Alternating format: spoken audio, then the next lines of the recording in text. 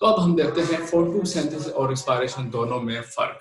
ठीक है, फोटोसिंथेसिस और रेस्पिरेशन के अंदर क्या-क्या फर्क होता है। ठीक है, तो फोटोसिंथेसिस में देते हैं, तो फोटोसिंथेसिस जो है इसके अंदर पहले की क्या बात है, it is an energy storing process. यहाँ पे देखा आपने कार्बन डाइऑक्साइड आ रही थी, ठीक है, साथ में सूरज की रोशनी आ रही थी और वाटर की एडिशन हो रही थी, तो उस सबको मिला के आपने क्या बना दिया फोटोसिंथेसिस के अंदर, ग्लूकोज का मॉलिक्यूल बना दिया, कार्बोहाइड्रेट बना दिया। और हमने शुरू में यह भी पढ़ा था कि जब दो छोटे छोटे मॉलिक्यूल मिलकर एक बड़ा कंपाउंड बनाते हैं तो उसमें एनर्जी स्टोर होती है। ठीक है, तो आप देखिए कार्बन डाइऑक्साइड और वाटर दोनों मिल रहे थे और ग्लूकोज का एक बड़ा सा मॉलिक्यूल बना रहे थे।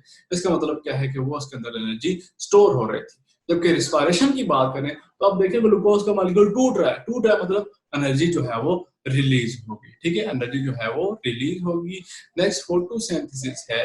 फोटोसिंथेसिस में क्या है जी, देखें, energy of sunlight is trapped by the chlorophyll and converted into the chemical energy and store in organic food. यानी कि जो क्लोरोफिल है वो सूरज की रोशनी को ट्रैप करता है और उस रोशनी को केमिकल एनर्जी में कन्वर्ट करता है, यानी कि केमिकल एनर्जी बना दी है कि बॉन्डिंग के दरमियान जो है उनको सेव कर लेता है। जबकि रिस्पायरेशन के अंदर क्या होता है कि यही स्टोर्ड एनर्जी जो है, जो कि फोटोसिंथेसिस ने स्टोर की थी बॉन्डिंग के अंदर, उनको तोड़ के एनर्जी जो है उसको रिलीज कर दी जाती है। ठीक है, उसकी वो एनर्जी जो है उसको रिलीज किया जाता है।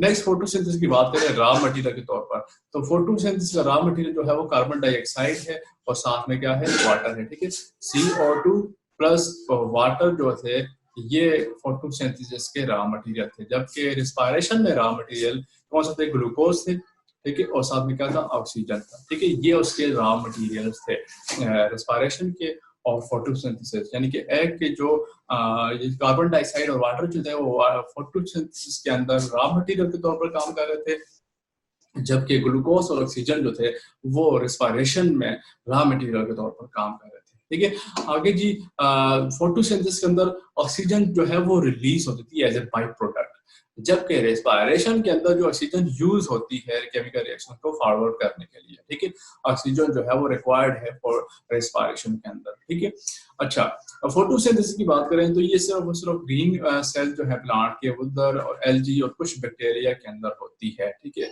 यानी कि फोटोसिंथेटिक प्लांट्स जो है उनके अंदर होगी, उनके अंदर भी स्पेसिफिक पोर्शन होगा। ठीक है, ग्रीन सेल्स जो है कुछ एल्गी के अंदर और कुछ जो है बैक्टीरिया के अंदर ये फोटोसिंथेसिस का प्रोसेस होगा, जबकि रेस्पिरेशन जो है तमाम ऑर्गेनिज्म के तमाम सेल्स के अंदर होता है। ठीक है, तमाम ऑर्गेनिज्म के तमाम सेल के अंदर होगा ये रेस्पिरेशन का प्रोसेस।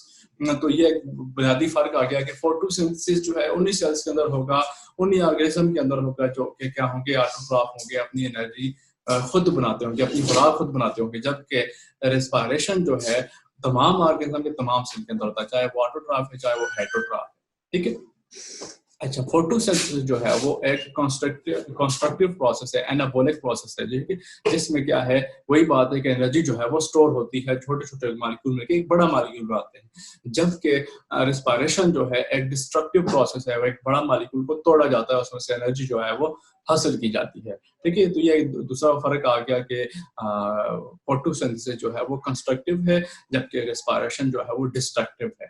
ठीक है, इसी तरह फोटोसिंथेसिस चूंकि उसके अंदर खुराक बनती है तो प्लांट की बॉडी जो है उसको वेट मिलता है। ठीक है, उसका वेट जो है वो इंक्रीज होगा।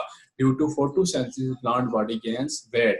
जबकि रिस्पायरेशन में क्या है कि वो जो एनर्जी, वो जो कंपाउंड और बनाते हैं उसकी ब्रेक डाउन होना शुरू हो जाती है, तो ब्रेक डाउन की वजह से लॉस ऑफ वेट भी होगा। ठीक है, लॉस ऑफ वेट होगा। अगर हम मजीद एडिशन नहीं करेंगे कार्बोहाइड्रेट वगैरह की तो बॉडी का वेट जो है वो लॉस होना शुरू हो जाएगा। ठीक है, अच्छा, फोटोसिंथेसिस के लिए नेसेसरी है कि ड्यूरिंग डे टाइम हो और सूरज की एनर्जी अवेलेबल हो। ठीक है, सूरज की एनर्जी अवेलेबल हो और डे टाइम, तो ये नेसेसरी है फोटोसिंथेसिस के लिए। जबकि रिस्पायरेशन के लिए कोई जो है वो टाइम की पाबंदी नहीं है, वो रात दिन हर वक्त सूरज मौजूद है या नहीं है, हर वक्त जो है ये प्रोसेस होता रहता है। ठीक है, रिस्पायरेशन का प्रोसेस। तो ये कुछ बुनियादी फर्क है फोटोसिंथेसिस और रिस्पायरेशन के अंदर। उम्मीद आपको ये समझ आए होंगे।